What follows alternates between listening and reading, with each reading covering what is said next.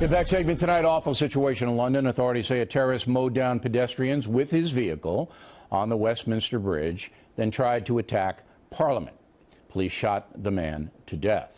This hour, 5, including the man, are dead. More than 40 injured. Joining us from Washington, Niall Gardner, director of the Margaret Thatcher Center for Freedom at the Heritage Foundation.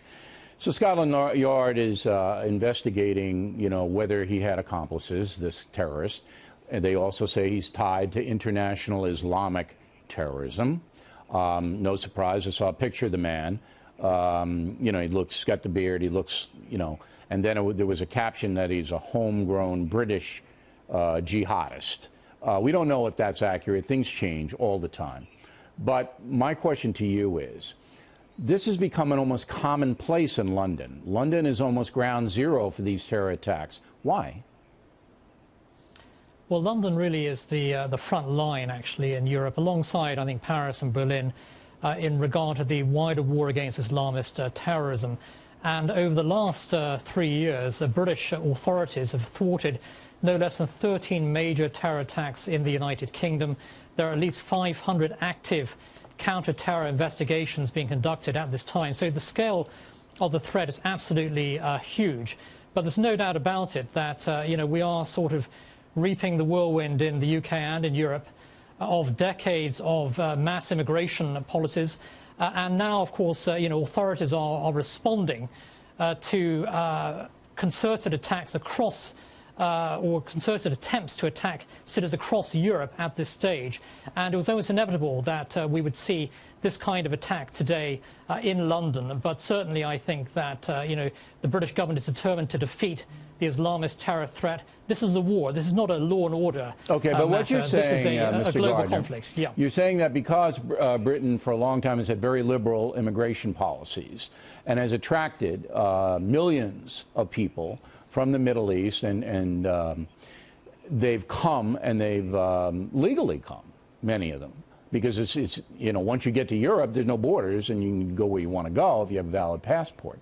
That because of the numbers, you're going to have some bad guys who are going to be tied into ISIS and Al-Qaeda. Is that pretty much why you're seeing the attacks? I think that's a big part of it, and certainly ISIS, Al-Qaeda, and a whole array of Islamist terrorist organizations have sought to recruit individuals in the United Kingdom and across Europe, especially young men, and have radicalized these individuals.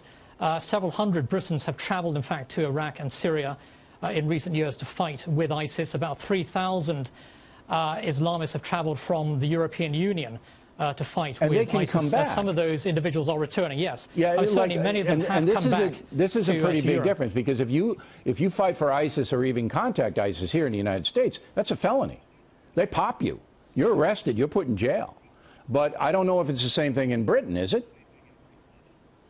Well, we certainly do need to see far tougher measures in place in the UK and across Europe. There's a massive threat to security across the whole of Europe. Yeah, I don't know what the law is in Britain about hanging out with ISIS, but here in the United States, you get serious jail time if they can prove that. Now, I was in France this summer, and where I was in northern France, people are seething. There's a tremendous anti-Muslim sentiment there among the folks. Is it the same way in Britain? I think that in the United Kingdom, certainly there is deep-seated concern over the spread of Islamic radicalism across the country. You have certainly pockets of Islamic extremism in many of Britain's biggest cities, including London, Birmingham, for example.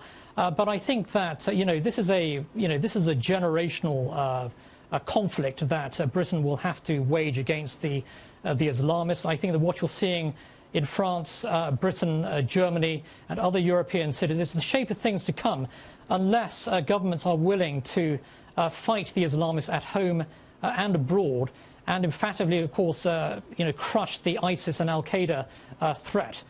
So the stakes are extremely high. This is a battle, really, to defend our civilization against the forces of barbarism. Is Great Britain fighting that battle effectively enough? I mean, there's a lot of cells, as you say, a lot of radical cells. Here in the USA, not so many. Yeah, I think that certainly the British authorities are doing all they can at this time, Yeah. but we do need stronger border control, and we do need to fight the enemy at home and abroad and defeat them. Doctor, thank you. We appreciate it.